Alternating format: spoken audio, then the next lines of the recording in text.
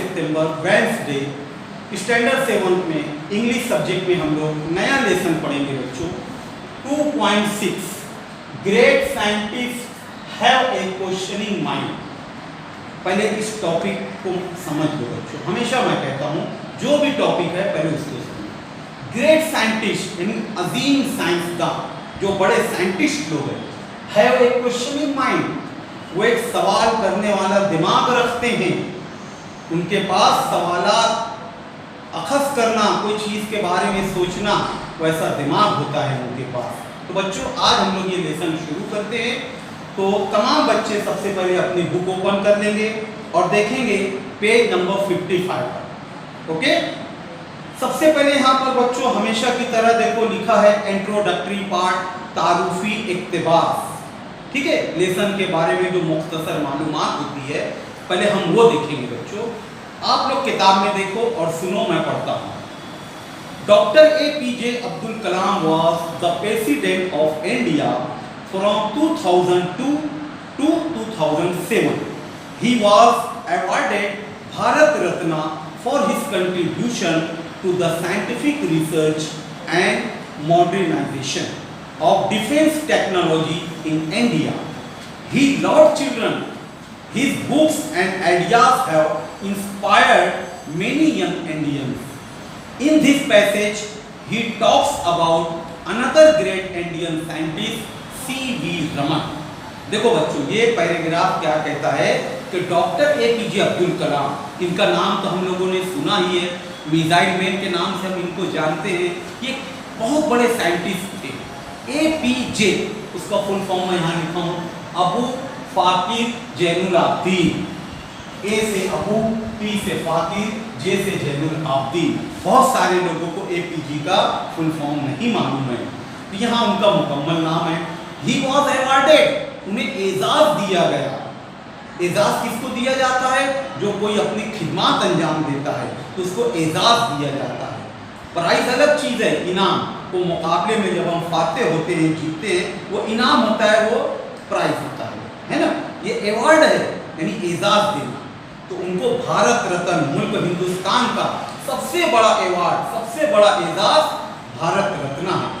For his contribution यानी उनकी खिदमत की बदौलत। ऐसे कंट्रीब्यूशन का लफ्ज़ी मायने हम ये भी लेते हैं तकसीम करना, बांटना, लेकिन यहाँ कंट्रीब्यूशन का मतलब है खिदमत। To the scientific research and modernisation of defence technology, science की दुनिया में उन्होंने जो अपनी खिदमत दी है और आज के मॉडर्न ज़माने के ताल्लुक से उन्होंने जो खोज की है उसके एवज में उनको एजाज दिया गया। ही लव्ड चिल्ड्रन, वो बच्चों से प्यार करते थे। His books and ideas have inspired many young Indians, बहुत सारे नौजवान हिंदुस्तानी लोगों को उनकी किताबों से और उनकी आइडियाज से इंस्पायर में है, यानी उनको तहरीक मिली है, बहुत कुछ उन्होंने सीखा है। इन दिस पैसेज, इस इक्तिबास में, ही टॉक्स अबाउट, उन्होंने बात किया है किसके बारे में? अनदर ग्रेट इंडियन साइंटिस्ट, एक दूसरे हिंदुस्तानी अजीम साइंसदान C.V. रमन के बारे में बात की है। इसका मतलब आज का ये जो हमारा लेसन है वो C.V. रमन के बारे में है और इस लेसन को बयान करने वाले, लिखने वाले डॉक्टर APJ अब्दुल कलाम हैं। तो सबसे पहले हम देखेंगे बच्चों बुक में, यहाँ पर लिखा है list 3 of your favourite people to which of the following categories do they belong, add a new category if necessary. आप लोग अपनी बुक में देखेंगे तो यहाँ बहुत सारी अलग अलग कैटेगरीज लिखी है, जैसे साइंटिस्ट है, टीचर है, म्यूजिशियन है। तो इनमें से कोई भी एक कैटेगरी सिलेक्ट कीजिए और उसमें से कोई एक शख्स के बारे में हमको लिखना है। अब कैटेगरीज क्या क्या है मैं वो पढ़ता हूँ, सुनेंगे बच्चों।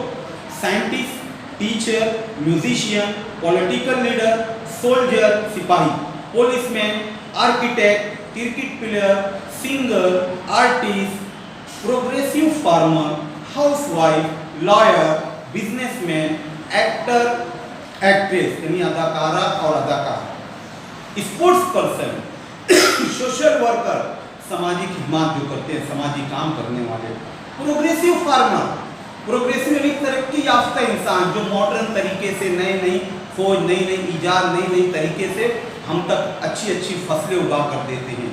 डॉक्टर, इंजीनियर, जर्नलिस्ट यानी सहाफ़ी जो अखबारात में अच्छी और सच्ची खबरें हमारे लिए लाते हैं और छापते हैं। समझ में आया बच्चों?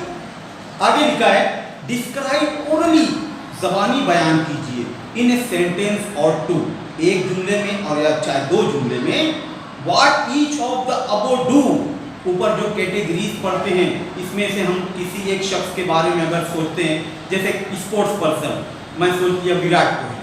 अब विराट कोहली क्या है उसके बारे में एक या दो जुमला बोलना।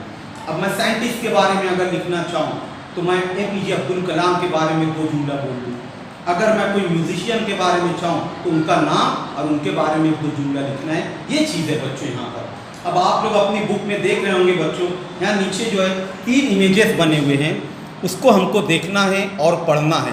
पहला इमेज क्या है और उसके ऊपर क्या लिखा है सुनेंगे। Farmers grow food crops for all, I will use new methods, I will be a progressive farmer. Progressive farmer, तरक्की पसंद farmer. Farmers grow food crops for all, किसान तमाम लोगों के लिए फसलें उगाते हैं, हमारे लिए अनाज मुहैया कराते हैं। आई विल यूज, मैं इस्तेमाल करूंगा, न्यू मेथड्स, नए नए तरीके फसलें उगाने के, बीज बोने के। I will be a progressive farmer, मैं एक अच्छा तरक्की पसंद किसान बनूंगा। दूसरी तस्वीर ऊपर है, देखेंगे बच्चों बीच में, cooking is an art. Cooking यानी कि खाना पकाना, ये क्या है? एक आर्ट है, हुनर है। I want to be a chef, मैं सेफ बनना चाहता हूँ। सेफ देखेंगे बच्चों कैसे लिखा है, CHEF। अगर हम लोग आम लफ्जों में इसका मतलब सोचे तो इसे बावर्ची, खाना पकाने वाला। Safe do so many experiments in the kitchen. Safe जो होता है, जो बावर्ची होता है, अपने किचन में बहुत सारे तजुर्बात करता है, ये मिला के, ये मिला के, ये डाल के, ये डाल के एक डिश तैयार करता है। अगर वो अच्छी डिश तैयार होती है तो फिर वो उसकी वीडियो बनाकर लोगों को बताता है। मतलब बहुत सारी कोशिश करने के बाद कोई एक डिश तैयार होती है। अब हमारा यहाँ लेसन शुरू होता है बच्चों, देखेंगे पेज नंबर 56 पर, great scientist have a questioning mind. पहला पैराग्राफ है, great scientific minds are restless. जो अजीम साइंसदान होते हैं वो उनका दिमाग, वो लोग कैसे होते हैं? रेस्टलेस, बेचैन होते हैं। विद क्वेश्चंस, उनके दिमाग में बहुत सारे सवालात उभरते रहते हैं। दे कीप आस्किंग, वो हमेशा पूछते रहते हैं, खोजते रहते हैं। Why does this happen, can I make it better, और what more can this do, ये कैसे हुआ, ये क्यों हुआ, क्या मैं इसको और बेहतर कर सकता हूँ, इसको सही तरीके से मैं और कैसे अच्छा कर सकता हूँ। इस तरीके के सवालात जो साइंटिस्ट होते हैं उनके दिमाग में दौड़ते रहते हैं। Second paragraph, let us study the life of great scientist. और बच्चों हम लोग जो अजीम साइंटिस्ट हैं उनके बारे में पढ़ते हैं। Who lived in the same era, जो कि एक ही जमाने के, as Einstein but about 5000 kilometre east of Germany in India. अब हिंदुस्तान से जर्मनी 5000 किलोमीटर दूर, जर्मनी के जो साइंटिस्ट थे, कौन? आइंस्टाइन, उन्हीं के दौर में, एरा यानी जमाना, दौर, उन्हीं के दौर के साइंटिस्ट के बारे में। Born in Tiruchirappalli in southern India. Southern यानी कि हमारे जो 4 सिमतें हैं, मशरिक, मगरिब, शुमाल, जुनूब, जिसे हम कहते हैं east, west, north, south. South यानी जुनूबी सिमतों में, नीचे की जानिब, वहां पर तिरुचिरापल्ली में वो पैदा हुए। बोर्न यानी पैदाइश। इन द ईयर 1888, सन 1888 में पैदा हुए। कौन? CV Raman. Raman grew up to be one of the greatest scientist in India. Hindustan में एक बहुत ही अजीम साइंसदान के तौर पर उभरे।